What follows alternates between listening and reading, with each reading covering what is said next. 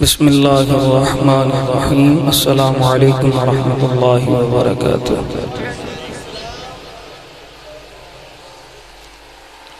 فاتبعونی یحببکم اللہ۔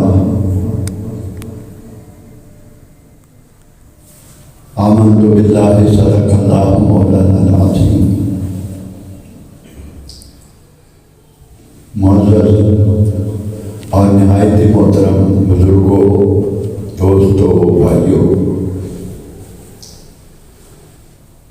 اللہ رب العزت کا شکر ہے، کروڑا شکر ہے کہ اس نے اپنے محبوب صلی اللہ علیہ وسلم دے نالے پاک دے صدقے ہمیں جمعہ المبارکہ یہ مقدس بابرکت باعث بخشش و مغفرت یہ دن نصیب فرمایا، اور اس سے بڑا اللہ کا فضل ہے کہ ہمیں اپنے گھر میں حاضری کی توفیق عطا فرمائے۔ قرآن مجید فرقان حمید کی آیہ کریمہ کے دو الفاظ تلاوت کیے۔ قل اے محبوب کہہ دے، انہیں تو فرما دے، ان کنتم محبوب انہیں تو فرما دے، تحبون اللہ، اگر اللہ سے محبت کرنا چاہتے، اللہ کے ہونا چاہتے، اللہ کو پانا چاہتے ہو،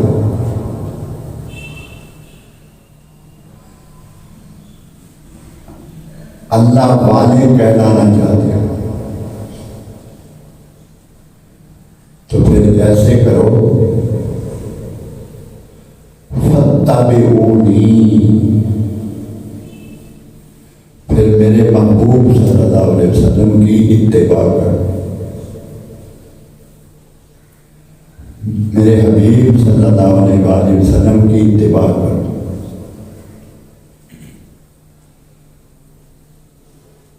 اور تم چاہتے تھے نا کہ اللہ سے محبت کام کرنا چاہتے ہیں، اللہ کو پانا چاہتے ہیں، اللہ کے ہو جانا چاہتے ہیں، خواہش تو یہ تھی تمہاری۔ جب میرے حبیب صلی اللہ علیہ وسلم کی غلامی کا پٹا اپنے گلے میں ڈال لو گے، تم میرے محبوب کے بن جاؤ گے، تم میرے حبیب صلی اللہ علیہ وسلم کے ہو جاؤ گے، تو پھر یحببکم اللہ، پھر اللہ اس سے بھی اگلا مرتبہ تمہیں عطا کرے گا کہ پھر اللہ تم سے محبت کرے گا۔ تم تو چاہتے تھے کہ ہم اللہ سے محبت کرنا چاہتے ہیں، پھر اللہ تم سے محبت کرے گا اگر میرے حبیب کے ہو جاؤ گے، اگر میرے محبوب صلی اللہ علیہ وسلم کی اتباع کرو۔ اس اتباع سے مراد کیا ہے؟ فاتبعونی کیا ہے؟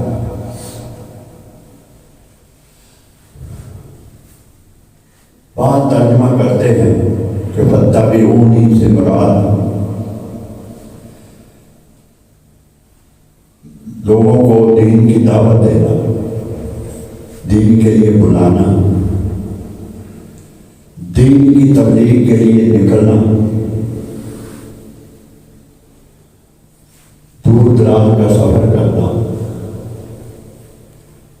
اس اتباع سے مراد وہ 5 وقت کی نماز۔ کچھ نے اس کا ترجمہ یہ کیا کہ اس اتباع سے مراد ہے کہ داڑھی کرنا، حضور صلی اللہ علیہ وسلم کی سنت پہ عمل کرنا، کعبے کا طواف کرنا، حضور صلی اللہ علیہ وسلم کے جو احکام ہیں، احکام متبع ان پہ عمل کرنا، حضور کی سنت کو اپنانا، بیٹھ کے کھانا کھانا، ٹخنوں سے اوپر تہ پانی یا شلوار رکھنا،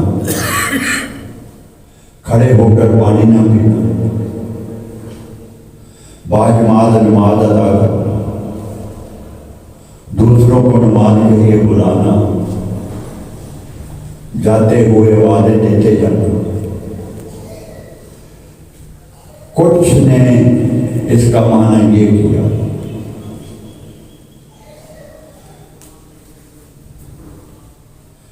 سب سے زیادہ آقا دو جہاں صلی اللہ علیہ وآلہ وسلم کے قریب صحابہ تھے، ان صحابہ نے اپنی زندگیاں آقا دو جہاں صلی اللہ علیہ وسلم کی بارگاہ میں گزاری۔ ان صحابہ کے اعمال حضور صلی اللہ علیہ وسلم نے ہمارے لیے مشعل راہ قرار دیے۔ ان کا طرز عمل اپنانے کی حضور صلی اللہ علیہ وسلم نے ہمیں ترغیب دی نہیں بلکہ تاکید کی، اور ان کے عمل پر حضور تاجدار کائنات صلی اللہ علیہ وسلم نے تصدیق کی مہر لگا دی، ان کے عمل کی تصدیق فرمائی حضور صلی اللہ علیہ وسلم نے، اور وہ عمل بھی وہ تھے جو حضور صلی اللہ علیہ وسلم کے سامنے ہوئے۔ تو ان کی زندگیوں کو پڑھ لو، ان صحابہ کو دیکھو، قرآن پر عمل کرنے والے، اس کا مطلب سمجھنے والے زیادہ ہم ہیں یا وہ تھے؟ زیادہ عمل کرنے والے ہم ہیں یا وہ تھے؟ حضور صلی اللہ علیہ وسلم نے جن کے متعلق فرمایا اصحاب النجوم ایہم مقتدیتم اہتدیتم، میرے صحابہ ستاروں کی مثل ہے، ان کی اقتداء کرو اور ان سے ہدایت دو، جو انہوں نے کیا وہ کرو، جو انہوں نے کہا وہ کرو۔ یہ حضور صلی اللہ علیہ وسلم نے ان کے عمل پر مہر تصدیق ثبت فرما دی۔ اب صحابہ کرام کی زندگیاں اور ان کی گزاری زندگی وہ کیسی تھی، وہ سب کچھ ہمارے سامنے۔ کسی قسم کا کوئی جھگڑا نہیں رہ جاتا، کوئی جھگڑا نہیں رہ جاتا، کسی کی رائے اس سے ساتھ ٹکرانی نہیں چاہیے۔ صحابہ کرام کا آقا دو جہاں صلی اللہ علیہ وسلم کی بارگاہ میں بیٹھنا، صحابہ کرام کا حضور صلی اللہ علیہ وسلم کی بارگاہ اقدس میں رہنا، آقا دو جہاں صلی اللہ علیہ وسلم کا ادب کرنا، یہ سب کچھ ہماری آنکھوں کے سامنے۔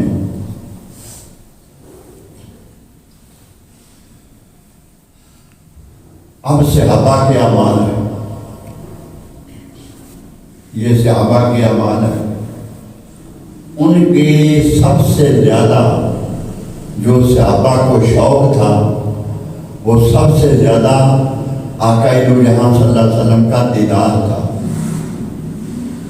حضور صلی اللہ علیہ وسلم کا دیدار کرنا، ہر وقت آنکھوں کے سامنے آقا دو جہاں صلی اللہ علیہ وسلم کا چہرہ اقدس رہنا، یہ سب سے بڑا شوق تھا۔ گویا ان کی زندگی کا ماحصل تھا کہ کسی وقت بھی رخ مصطفیٰ آنکھوں سے اوجھل نہ ہو۔ حضرت عائشہ صدیقہ فرماتی ہیں کہ جب حضرت ابوبکر صدیق آقا دو جہاں کی بارگاہ سے اٹھ کر گھر آتے، گھر کیوں آتے، اٹھتے کیوں؟ کوئی نہیں چاہتا تھا، کسی کا دل نہیں چاہتا تھا اٹھنے کو، اٹھتے کہ آقا دو جہاں صلی اللہ علیہ وسلم کو آرام کا بھی وقت مل جائے، ورنہ رخ مصطفیٰ آنکھوں سے اوجھل کرنے کو جی نہیں چاہتا تھا۔ حضور نے تو فرمانا نہیں کہ جاؤ اب سو، مجھے بھی سونے دو، یہ حضور نے تو فرمانا نہیں۔ تو صحابہ اس لیے اٹھتے کہ حضور کو آرام کا موقع ملے، تب جاتے گھر۔ اور جتنی دیر گھر میں رہتے، حضرت عائشہ صدیقہ روایت فرماتی ہیں کہ ایسے چلتے، حضور کے فراق میں ایسے جلتے، ایسے لگتا کہ جیسے گوشت بھوننے کی بو آ رہی ہے۔ یہ حضرت عائشہ صدیقہ کی روایت، گویا دل جلتا، حضرت ابوبکر صدیق کا دل اس طرح جلتا۔ حضرت عائشہ صدیقہ فرماتی ہیں کہ جیسے گوشت جل رہا ہو تو اس کی سمیل آتی ہے، ایسی خوشبو حضرت ابوبکر صدیق سے آتی۔ وہ جتنی گھڑیاں گھر میں رہتے، وہ فراق تھا آقا دو جہاں صلی اللہ علیہ وسلم کی، کہ دیدار تھا، حضور کا فراق تھا جس میں وہ جلتے رہتے، ورنہ کوئی نہیں چاہتا تھا کہ حضور تاجدار کائنات صلی اللہ علیہ وسلم کو آنکھوں سے اوجھل کرے۔ اور یہ جو شوق دیکھنے کا شوق تھا، کسی وقت آنکھیں وہاں سے پھرتی نہیں تھی، رخ مصطفیٰ سے پھرتی نہیں تھی۔ بدر میں جب جنگ ہو چکی، فتح ہو چکی مسلمانوں کی، کافر مارے جا چکے تھے، فرشتے مدد کے لیے آئے تھے، وہ چلے گئے تھے، واپس چلے گئے۔ لاشیں جتنی تھی کفار کی، میرے آقا صلی اللہ علیہ وسلم نے ایک کنواں تھا اس میں پھینکوا دی، اور خود شاید عصر کی نماز تھی، ادا فرمانے کے لیے صحابہ کو آواز دی، تو آقا دو جہاں جماعت کروانے لگے، صحابہ صف در صف پیچھے کھڑے تھے۔ تو جب نماز آدمی پڑھتا ہے، کوئی نماز صحابہ سے زیادہ خشوع خضوع والی کوئی پڑھ سکتا ہے؟ کسی کی نماز صحابہ کی نماز کے برابر ہو سکتی؟ کوئی ولی، کوئی غوث، کوئی قطب، سب مل جائے، جتنے روئے زمین پر ہیں نہیں، قیامت تک ہوں گے، اس سے پہلے جو ہو چکے، سب ملا کے بھی کسی ادنا سے آگے کو نہیں پہنچ سکتے۔ تو کوئی کسی کی نماز صحابہ جیسی ہو سکتی، کسی کا خشوع خضوع صحابہ سے زیادہ ہو سکتا ہے یا صحابہ جیسا ہو سکتا؟ نماز میں انہماک صحابہ سے زیادہ کسی کا ہو سکتا؟ تو نماز کی حالت میں ہوتے، اور جب نماز کا سلام پھرا تو صحابہ نے عرض کی، کئی صحابہ نے عرض کی، آقا آپ نماز میں مسکرا کیوں رہے تھے؟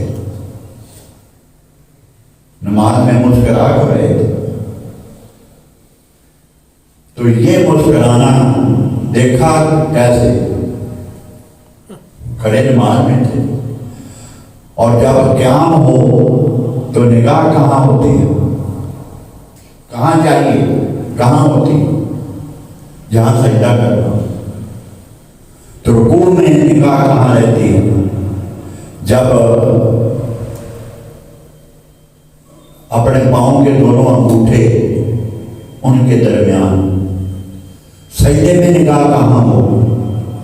اپنے ناک کی طرف. یہ خشوع و خضوع ہے اور یہ نماز ہے. کعبے کی طرف منہ ہے اور نماز بھی صحابہ کی ہے. اور صحابہ بھی وہ جن کے بارے حضور نے فرمایا آئیے مقتدی تو اقتدی، ان کی اقتدا کرو، ان سے ہدایت. تو اس طرح نماز کی حالت میں حضور کا مسکرانا اور پچھلوں کو پتہ چل جانا. پتہ کیسے چلتا؟ بالکل نماز کی حالت میں ادھر دیکھے بغیر پتہ چلتا ہے کہ کوئی مسکرا رہا یا خشوع و خضوع کے ساتھ پڑھ رہا. دیکھے بغیر یہ پتہ چل سکتا تھا. پتہ چلا کہ نماز پڑھ رہے ہوتے نگاہ روح مصطفیٰ پہ ہوتی، نگاہ چہرہ مصطفیٰ پہ ہوتی. میری زندگی بھی عجیب ہے، میری بندگی بھی عجیب ہے.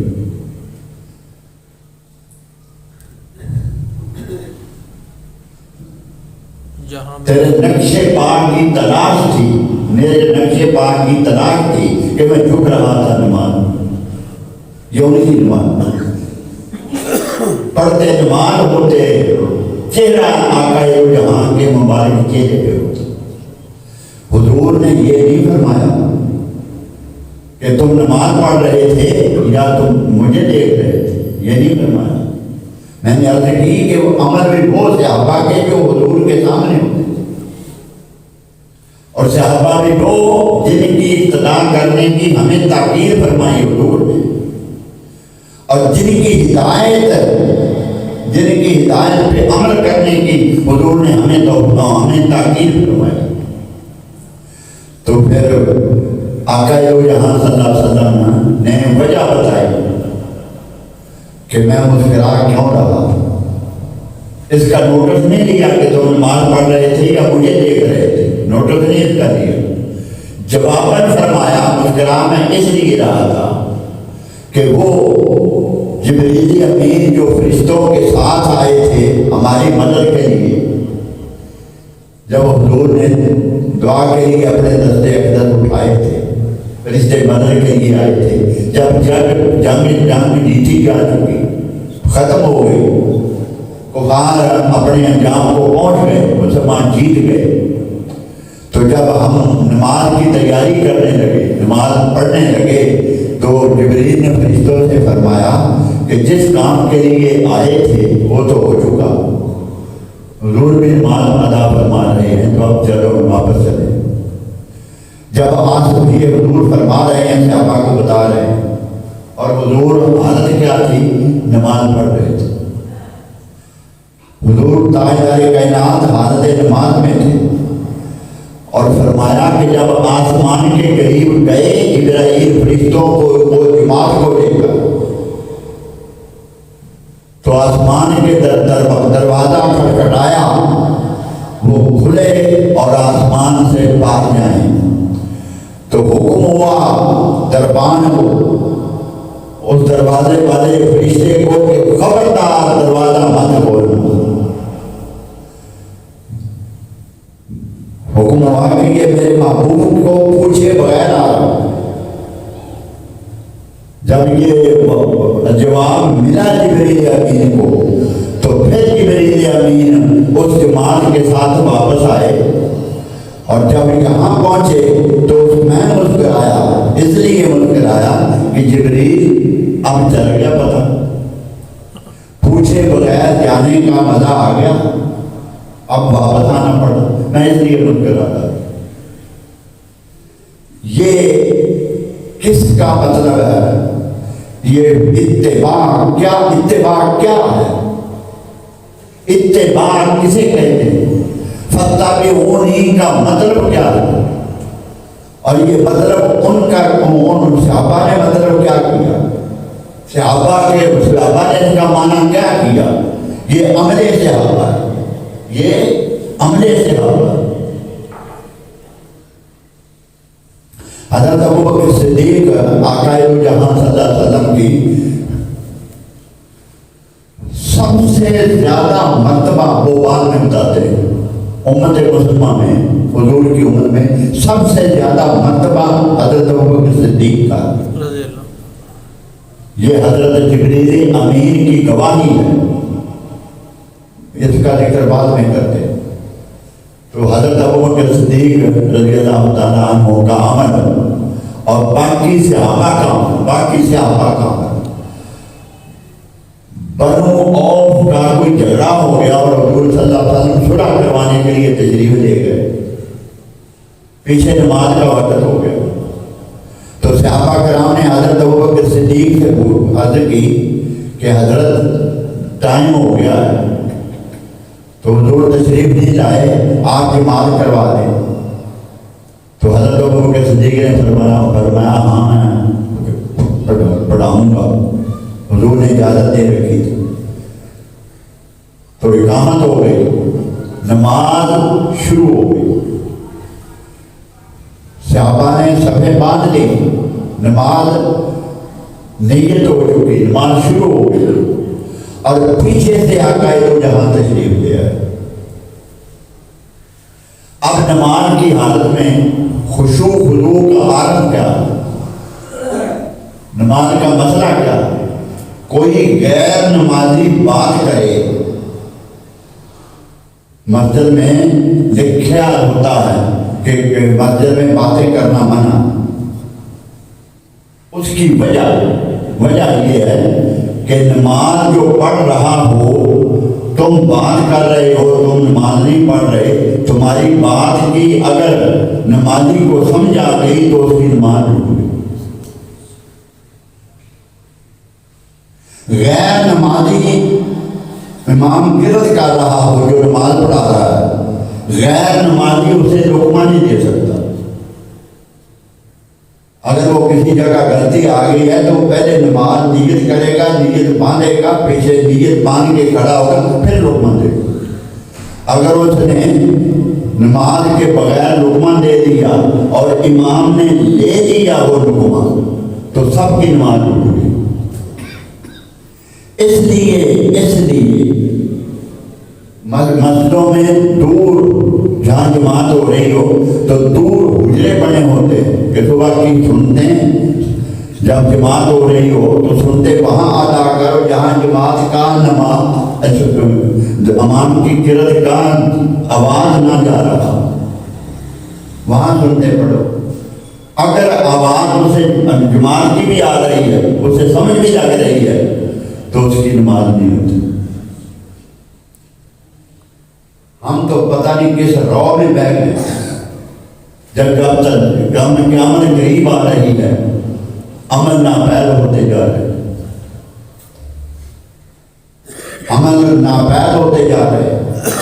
جب تک قیامت قریب آ رہی ہے۔ نہ کبھی کسی نے پوچھا، اور سینکڑوں مرتبہ بتا دو، نہ کسی کوئی عمل کرتا، نہ کوئی مانتا۔ تو یہ نماز کا مسئلہ ہے۔ حضور صلی اللہ علیہ وسلم تشریف لیا اور نماز میں خشوع خضوع کس کا تھا؟ صحابہ کا۔ نماز صحابہ پڑھ رہے تھے، اور ہمارے لیے حکم کیا ہے؟ جہاں جگہ ملے وہیں کھڑے ہو کے تم نماز آپ جماعت کے ملتے ہو، مگر یہ تاجدار کائنات ہے، یہ تاجدار کائنات، یہ امت کے لیے دین لائے تھے، امت کو دین دینے آئے تھے، امت کو دین سکھانے آئے تھے، یہ دین سکھایا جا رہا تھا، مقام مصطفیٰ سے آگاہ کیا جا رہا تھا، عظمت مصطفیٰ سے آگاہ کیا جا رہا تھا، آنے والی نسلوں کے لیے، نسلوں کو بتانے کے لیے، انہیں زندگی بتانے کے لیے انہیں ایک جماعت تیار ہو رہی تھی جو آنے والوں کی کو راہ بتائے گی، جو آنے والوں کو سمت بتائے گی، جو آنے والوں کو نصیحتیں کرے گی، انہیں زندگی گزارنے کے لیے آقا دو جہاں کی عظمت سے آگاہ کرے گی کہ مقام مصطفیٰ یہ تھا۔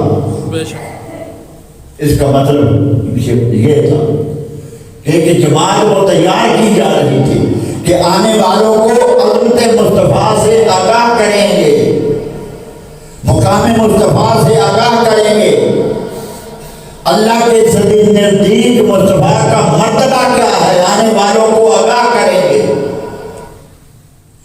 کہ شریعت اصل میں ہے کیا، عمل اصل میں ہے کیا۔ ثابت ہوا جملہ فرائض فروع ہیں، اصل الاصول بندگی استاد ورگی۔ آقا دو جہاں صلی اللہ علیہ وسلم تشریف لائے اور آپ صفوں کو چیرتے ہوئے، نماز پڑھی جا رہی تھی، صفوں کو چیرتے ہوئے آگے تشریف لانے لگے۔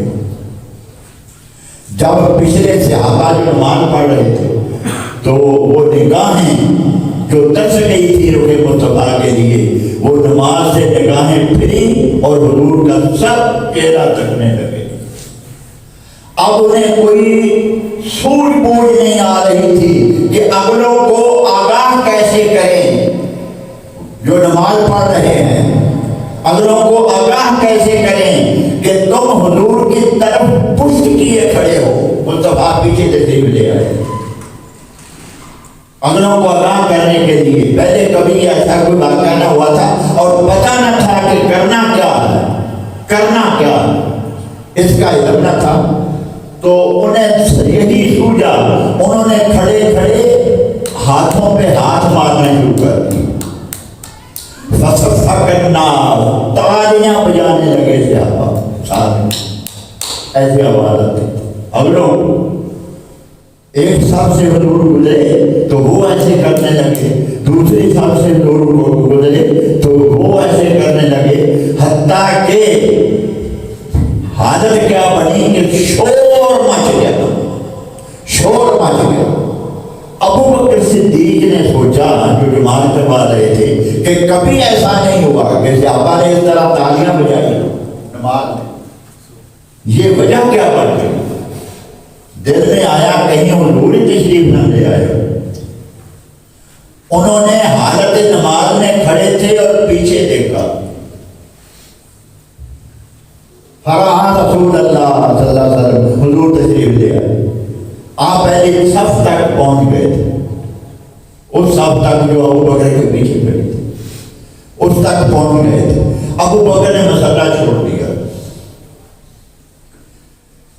میں نے آپ کو بتایا کہ آقا جہاں صلی اللہ علیہ وسلم تھے اور حضور کا بیٹھنا شریعت، اٹھنا شریعت تھا، کھانا شریعت، پینا شریعت، چلنا شریعت، بولنا شریعت، ہر حرکت سے، ہر قدم سے، ہر لمحے سے شریعت کو وجود مل رہا تھا۔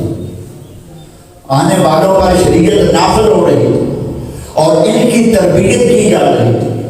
وہ جماعت تیار کی جا رہی تھی جن کو اقتداء فرمایا، ہمیں تاکید فرمائی کہ ان کی اقتدا کرو، جو صحابہ کرے ایسا کرو۔ سبحان اللہ۔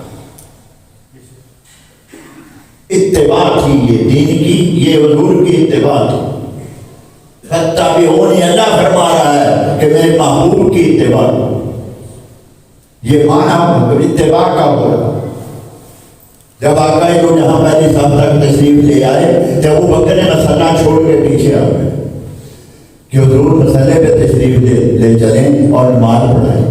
میرے آقا نے فرمایا، نہیں ابو بکر، تو اپنی نماز جاری رکھ، میں تیرے پیچھے پڑھ لیتا ہوں۔ جب ابو بکر نے مدعا جاں خدا سنا کہ میرے آقا نے مجھے فرمایا کہ نماز جاری رکھ، میں تیرے پیچھے پڑھ لیتا ہوں۔ یہ وہ آقا ہیں جن کی امامت کرنے کے لیے 1,24,000 پیغمبروں کی جرت نہیں پڑی تھی بیت المقدس میں۔ 1,24,000 پیغمبر کے امام، اللہ کے محبوب کھڑے کھڑے اللہ کی بارگاہ میں ہاتھ اٹھا دیے کہ باری تعالیٰ تیرا شکر ہے، لاکھوں بار تیرا شکر ہے کہ تیرے محبوب نے مجھے اس قابل سمجھا کہ تو اپنی نماز جاری رکھ، میں تیرے پیچھے پڑھ لیتا ہوں۔ یہ دعا جب کی، دعا ختم کی اور پھر ابو بکر پیچھے آ گئے. یہ دعا کر کے پھر پیچھے آ گئے. حضور صلی اللہ علیہ وسلم مصلی پہ تشریف لے گئے. آپ نے نماز پڑھائی. حضور صلی اللہ علیہ وسلم نے جماعت کروائی. اور جب نماز پڑھی گئی تو میرے آقا صلی اللہ علیہ وسلم نے کسی عمل کو منع نہیں فرمایا. یہ تم نے کیا کیا؟ اگر میں نہ آ گیا تھا تو پھر کیا تم نماز پڑھتے؟ آج کل کا مسلمان کیا کرتا؟ ایسا موقع آ جائے تو یہ کیا کرے گا کہ نماز تو ٹوٹ گئی, نماز میں خلل مچ گیا, یہ ہو گیا, وہ ہو گیا, غیر کا خیال آ گیا, غیر کا خیال آ جائے تو نماز ٹوٹ جاتی ہے. یہی فتویٰ لگتا ہے نا, غیر کا خیال آئے تو نماز ٹوٹ جاتی. یہ عمل یہ نماز کیا پڑھنے جا رہے, یہ صحابہ ہے. حضور صلی اللہ علیہ وسلم نے نماز پڑھائی اور پھر صحابہ سے فرمایا کہ اگر آئندہ کوئی ایسا مسئلہ پیش آ جائے, اگر وہ کو آگاہ کرنا, امام کو آگاہ کرنا مقصود ہو تو سبحان اللہ کہہ دیا کرو, سبحان اللہ کہہ دیا کرو. جو کچھ ہوا تھا اس کی تائید کر دی, اس کی تائید کر دی کہ جو کچھ تم نے کیا صحیح کیا, اس کی تائید ہو گئی. اور آئندہ عمل سمجھا دیا, آئندہ عمل سمجھا دیا کہ آئندہ اگر واقعہ پیش آئے تو پھر کیا کرو. یہ سب کچھ آقا دو جہاں صلی اللہ علیہ وسلم کے سامنے تھا. اب حضور صلی اللہ علیہ وسلم نے ابو بکر سے پوچھا, ابو بکر میں نے تمہیں میں نے تمہیں حکم دیا تھا, میں نے تجھے کہا تھا کہ اپنی نماز جاری رکھ. تو نے میرا حکم کیوں نہیں مانا؟ تو نے میرا حکم کیوں نہیں مانا؟ تو بظاہر تو حضرت ابو بکر نے نہیں مانا تھا, مسئلہ چھوڑ کے پیچھے آ گئے. تو حضور نے پوچھا تو نے میرا حکم کیوں نہیں مانا؟ میں نے کہا تھا نماز جاری رکھ. حضرت ابو بکر صدیق کا جواب سنیے. حضرت ابو بکر صدیق, اور یہاں تھوڑا رک کے ایک مثال قرآن میں موجود ہے. جب اللہ رب العزت نے فرشتوں سے فرمایا کہ میرے آدم کو سجدہ کرو, وَإِذْ قُلْنَا لِلْمَلَائِكَةِ اسْجُدُوا لِآدَمَ فَسَجَدُوا إِلَّا إِبْلِيسَ, میرے آدم کو سجدہ کرو مگر ابلیس نے انکار کر دیا. تو اللہ رب العزت نے شیطان سے پوچھا, ابلیس سے پوچھا, اذ امرتک, میں نے تجھے حکم دیا تھا کہ سجدہ کر, میرے حکم کے باوجود تو نے سجدہ کیوں نہیں کیا؟ وہی حکم جو ادھر ہے وہی حکم ادھر ہے. یہاں مصطفیٰ فرما رہا ہے ابو بکر کو, وہاں خدا فرما رہا ہے ابلیس کو, تو نے میرا حکم کیوں نہیں مانا؟ وہ کہتا ہے کہ میں نے حکم اس لیے نہیں مانا کہ تو نے مجھے آگ سے پیدا کیا, اسے مٹی سے پیدا کیا. خلقتہ من نار و خلقتہ من طین, اسے مٹی سے پیدا کیا, اس لیے میں اس سے بہتر ہوں. آگ اوپر کو جاتی ہے, مٹی نیچے ہے, میں اس سے افضل ہوں. میں مٹی سے بنے ہوئے انسان کو سجدہ کیوں کروں؟ میں نے اس لیے نہیں سجدہ کیا. تو رب العزت نے فرمایا سارا کچھ اس کا رائے گیا, نکل جا میری بارگاہ سے, راندہ درگاہ قرار دے دیا گیا. فخرج منہا فإنک رجیم, دفع ہو جا میری بارگاہ. وہ راندہ درگاہ قرار دے دیا گیا. ادھر اس نے بھی انکار رب العزت کا کیا تھا, ادھر ابو بکر کا جواب ہے کہ یا رسول اللہ, ایک طرف میرے کانوں نے آپ کا حکم سنا کہ مصطفیٰ فرما رہے ہیں یہ مسئلہ مت چھوڑنا, تیرے پیچھے نماز پڑھ لیتا ہوں. ایک طرف میرے کانوں نے سنا یہاں عقل اور عشق کا مکالمہ تھا.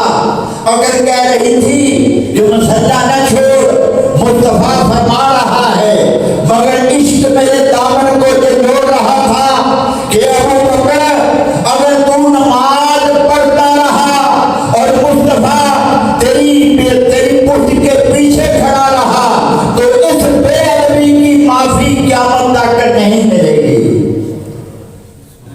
عربی کی معافی قیامت تک نہیں ملے گی، اور اس نافرمانی کی معافی مل جائے گی، اس لیے کہ مصطفیٰ کی بارگاہ ہے، معافی مل جائے گی۔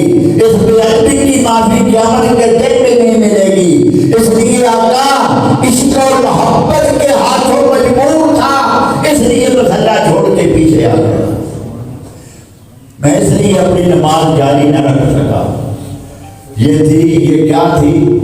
آج کس کی تفسیر یا کس کا ترجمہ ہو رہا ہے؟ یہ فاتبعونی، اتباع کرو، یہ حضور کی اتباع اور یہ صحابہ کی اتباع۔ صحابہ کی اتباع کا یہ طریقہ تھا، صحابہ کی اتباع کا یہ طریقہ تھا۔ عثمان غنی کتنے سال کے بعد مکہ آئے تھے؟ کعبے کی فضیلت تمہیں زیادہ یاد ہے یا ان کو زیادہ تھی؟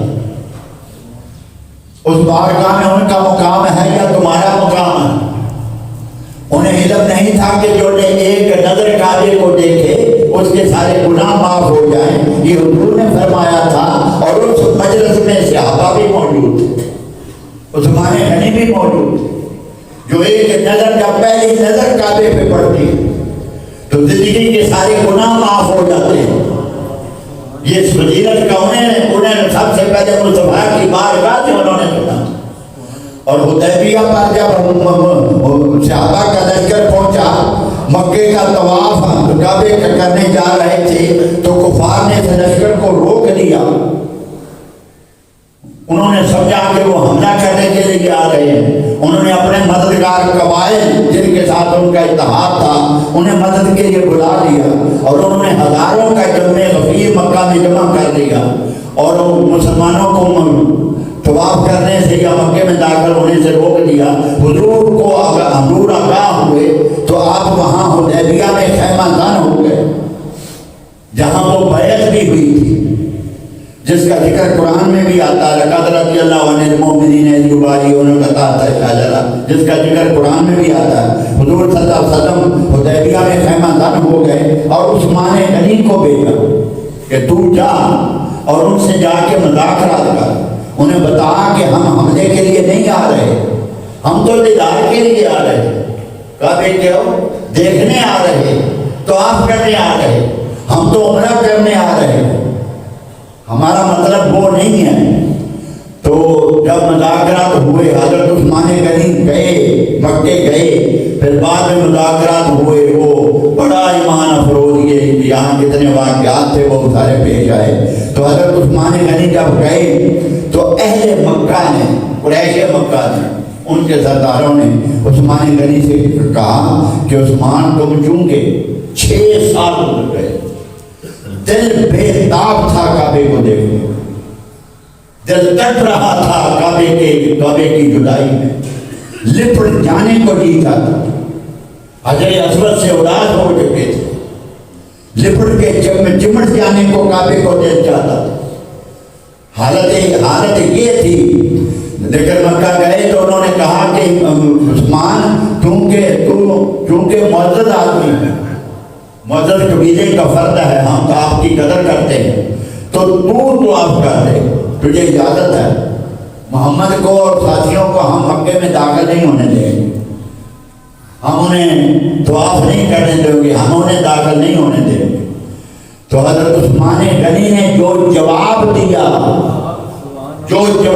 عثمان غنی نے، فاتبعونی کا معنی یہ ہے، یہ عمل عثمان ہے، یہ عمل عثمان ہے جو ذی النورین تھے۔ آقا جہاں صلی اللہ علیہ وسلم کے 2 بیٹیاں یکے بعد دیگرے حضرت عثمان غنی کے عقد میں آئی تھی۔ آپ کی بیٹی عثمان غنی کی زوجہ،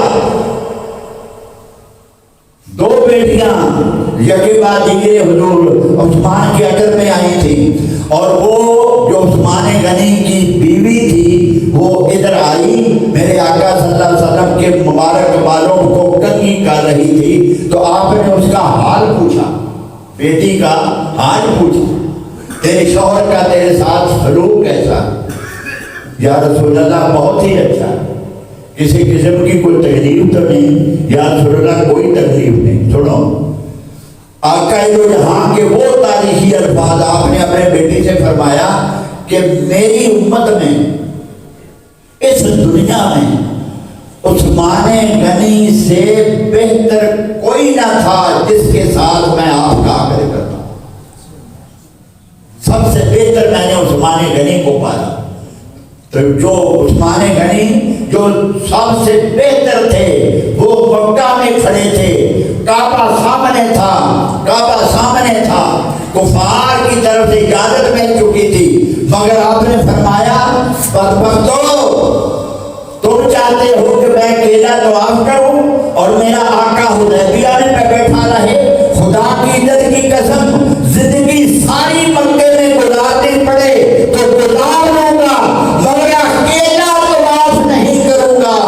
طواف اس حالت میں کروں گا آگے مصطفیٰ ہوگا پیچھے عثمان ہوگا. طواف سے انکار کر دیا تھا. یہ کی تھی، یہ کیا تھی؟ اتباع. یہ کیا تھی؟ اتباع.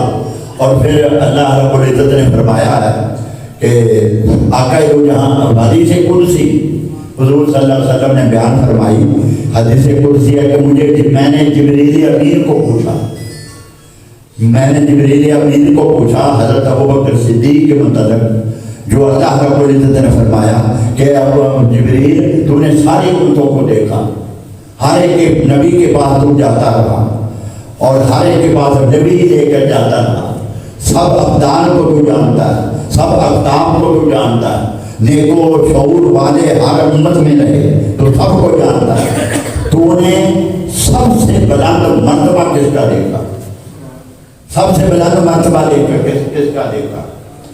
تو جبریل امین نے جواب دیا یا رسول اللہ صلی اللہ علیہ وسلم، ہر نبی کے پاس میں وہی لے کے جاتا رہا ہوں، ہر امت کے میں سب صالحین کو جانتا ہوں.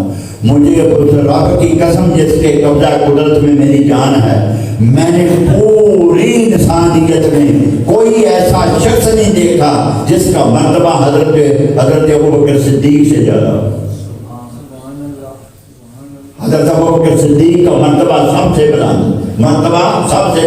اب ان کا عمل دیکھ لیا، اب عمل دیکھا. یہ تھی اتباع. میرے آقا صلی اللہ علیہ وسلم وہ جماعت تیار میں نے عرض کی کر رہے تھے جس نے آنے والی امت کی رہنمائی کرنی، قیامت تک آنے والوں کی رہنمائی کرنی.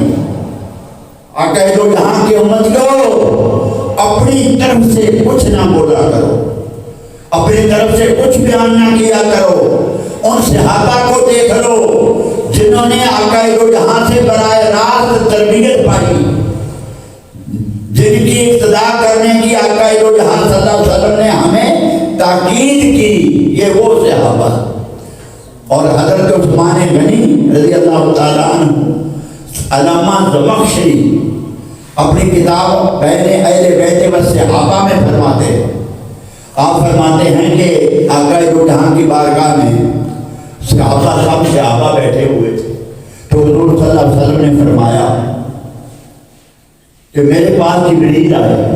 انہوں نے قیامت کا وہ منظر بیان کیا کہ ہر نیک آدمی، ہر جنتی جس نے میدان پہ بھی نہیں جانا، ضرورت ہی نہیں، میدان پہ جانے کی ضرورت نہیں، نیکی عملیاں حساب دینے کی ضرورت نہیں، جو بخشے لوگ ہیں، ہر لحاظ سے پاک باز لوگ ہیں جتنے میری امت میں ہوئے، تو سب ایسا صرف ان کے ساتھ ایسا ہوگا کہ وہ آئیں گے اللہ کی بارگاہ میں. ہر کوئی آئے گا، حاضر ہوگا، اللہ سوال کرے گا، وہ جواب دے گا، بس جنت میں چلا جائے گا.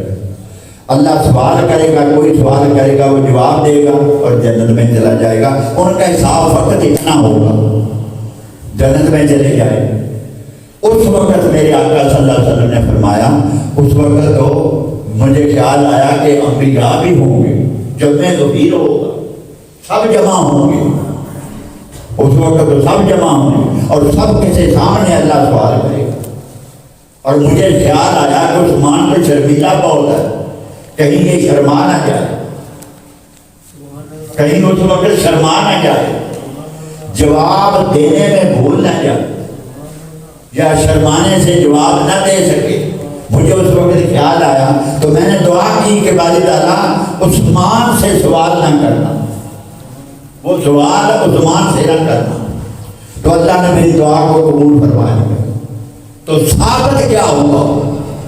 انبیاء سمیت سب غوث سب کتب جتنے ابدال گزرے ہیں، جتنے بھی پہلی امتوں سے لے کے اس امت سمیت سب اللہ کی بارگاہ میں جواب دیں گے، پھر جنت میں جائیں گے. صرف ایک ہستی ہوگی، حضرت عثمان غنی رضی اللہ تعالیٰ عنہ ہوگی، جس پر قیامت کے دن اللہ سوال بھی نہیں کرے گا، ان پر سوال بھی نہیں ہوگا، وہ سیدھے جنت میں جائیں گے، ان پر سوال بھی نہیں ہوگا.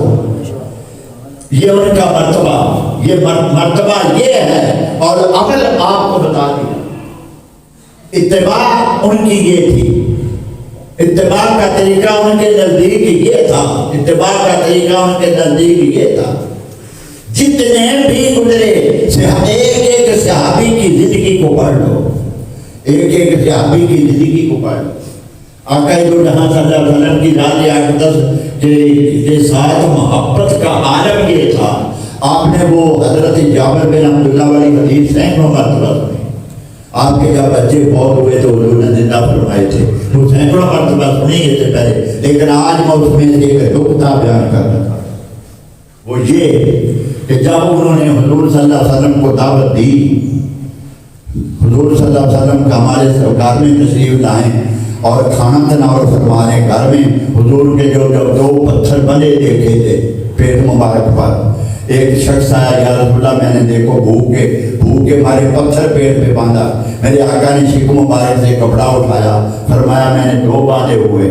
جب انہوں نے 2 پتھر دیکھے تو برداشت نہ ہوا، گھر میں آئے، بیوی سے کہا کہ کوئی ہے کھانے کو کوئی چیز. انہوں نے کہا کہ چند سا اٹوپا ہوتا سی اس میں ایک برتن، چند سا یعنی لگ بھگ 4 کلو وہ جو موجود. فرمایا انہیں 20.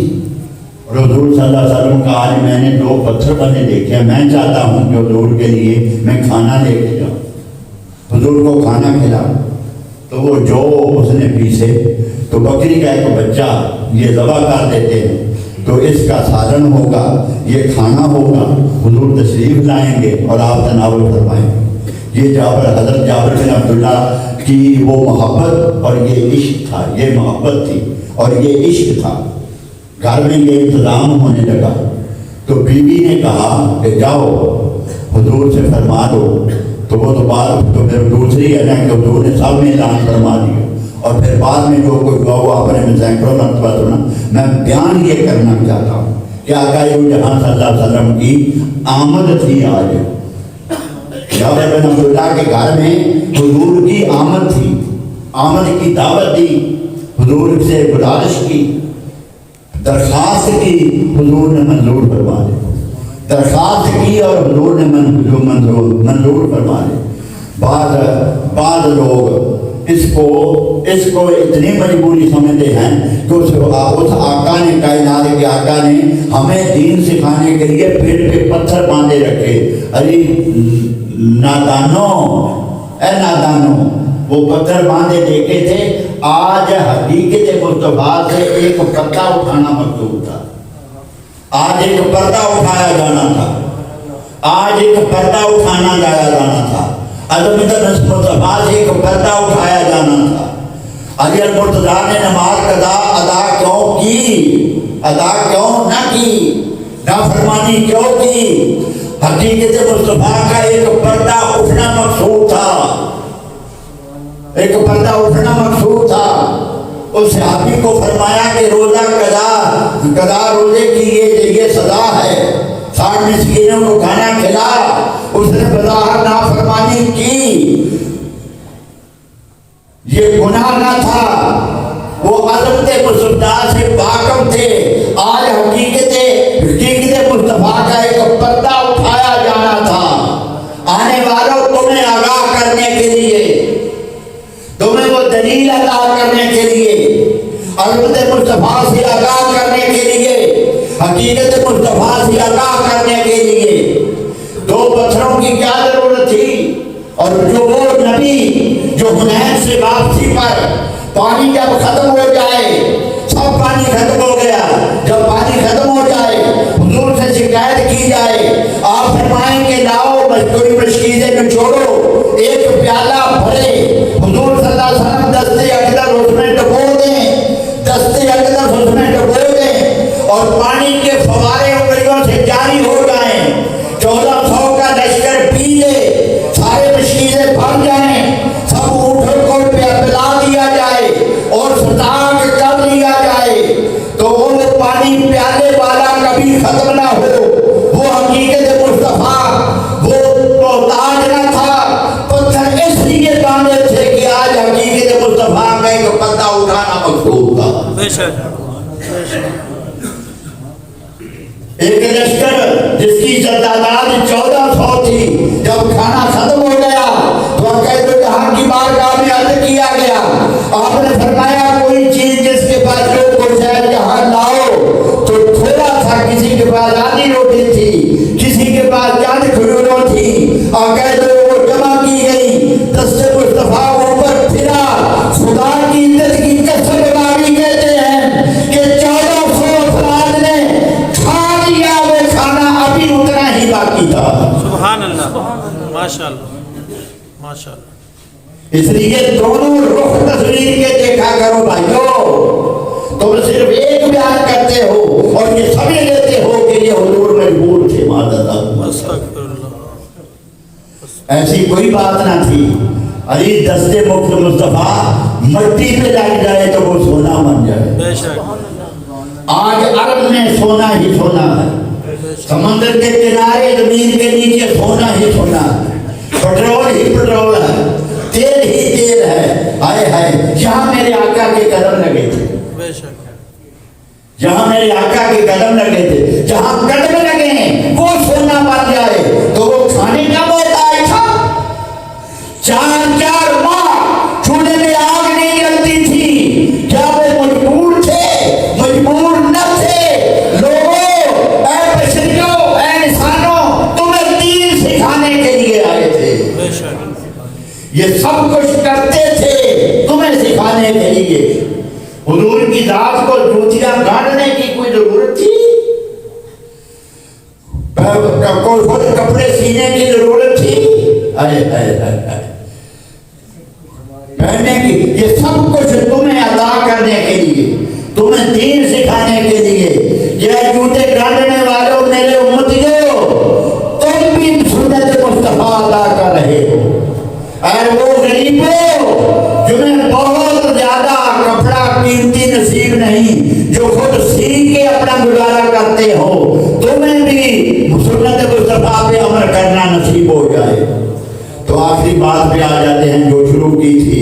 حضرت جابر بن عبداللہ پیچھے سے جب ان کے سامنے وہ بچہ ذبح کیا تو ان کا گوشت بنایا، کھانا تو پکنے لگا، آپ باہر چلے گئے تو 2 بیٹے جو دیکھ رہے تھے، ایک نے دوسرے کے گلے میں چھری پھیر دی، کوٹھے پہ چڑھ گئے تو وہ دونوں فوج، ایک تڑپا دوسرا گرا چھت سے اور دونوں فوت ہو گئے۔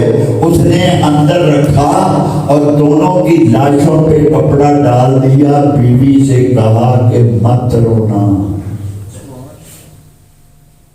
آج مصطفیٰ کا قدم گھر میں پڑنے والا ہے، مصطفیٰ حضور صلی اللہ علیہ وسلم ہمیں روتے دیکھ کے کہیں پروگرام ملتوی نہ فرما دے۔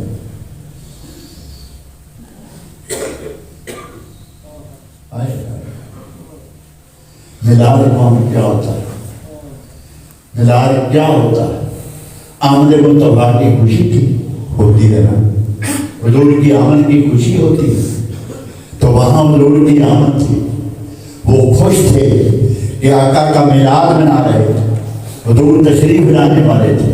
یہ عشق مصطفیٰ تھا، یہ محبت مصطفیٰ تھی کہ دونوں بچوں کی وفات ان پہ غالب نہ آئی، انہیں غم نہ دے سکی، ہوٹوں پہ مسکراہٹ رہی، اس بات پہ خوش ہو رہے کہ مصطفیٰ تشریف لانے والے ہیں، سبحان اللہ، آقا دو جہاں تشریف لانے والے ہیں۔ 2 بچوں کی موت ان کے لیے کوئی حقیقت نہ تھی، ان کے لیے انہیں رلا نہ سکی، ان کے دل پسند نہ سکے، مسکراتے رہے، مسکراتے ہوئے گئے، ادھر یہ تو مسکرا رہے تھے، ادھر وہ تاجدار کائنات کی ذات ایسا کیوں نہ ہوتا کہ وہ آگاہ نہ ہوتے؟ ایسا کیسے ہو سکتا تھا کہ وہ آگاہ نہ ہوتے؟ سب کچھ سے وہ بھی آگاہ تھے، حضرت جابر کے بچوں کی وفات سے بھی آگاہ تھے، جابر کی خوشی کس وجہ سے ہے اس سے بھی آگاہ تھے۔ گھر میں تشریف لائے تو کھانا سامنے رکھا گیا تو پھر فرمایا جابر اپنے بچوں کو لا، پہلے حکم دیا بچوں کو لا، یا رسول اللہ یہی کہیں ہوں گے آپ کھانا تناول فرمائیں؟ نہیں، خدا کی عزت کی قسم مصطفیٰ اس وقت تک لقمہ نہیں توڑے گا جب تیرے دونوں بچوں کو سانس نہیں بٹا دے گا۔ سبحان اللہ۔ اپنی قسمت کا ستارہ جب اوج سریا پہ دیکھا چمکتا ہوا تو حضرت جابر نے دونوں بچوں کی لاشوں سے کپڑا اٹھایا، پھر کیا ہوا؟ پھر وہ ہوتا ہے جو مصطفیٰ فرماتے ہیں۔ یہ اتباع ہے، اتباع سے کیا مراد ہے؟ آقا دو جہان کی غلامی، مصطفیٰ کی محبت، غلامی کا پٹا گلے میں ڈالنا اور حضور کے در پہ کتوں کی طرح بیٹھ جانا اور پھرتے رہنا، گن گاتے رہنا، گن گاتے رہنا، نعتیں پڑھتے رہنا، حضور کے لیے جان دینے کا جذبہ رکھنا اور ہر شے اپنا سب کچھ مصطفیٰ کے قدموں پہ قربان کرنے کے لیے ہمہ وقت تیار رہنا، اور یہ زبان سے نہیں دل کو خدا جانتا ہے۔ صحابہ اس لیے صحابت ساری کائنات سے بلند اس لیے ہوئے، ساری دنیا سے بلند اس لیے ہوئے، ساری امت سے بلند اس لیے ہوئے، ان کے دل میں مصطفیٰ کی محبت تھی، آقا دو جہان کا عشق تھا۔ لوگوں یہی دین ہے، دین اسی کا نام ثابت ہوا کہ جملہ فرائض فرو ہیں، اصل الاصول بندگی اس تاجور کی۔ اللہ رب العزت ہمارے حال میں لطف و کرم فرمائے۔ وآخر دعوانا الحمدللہ۔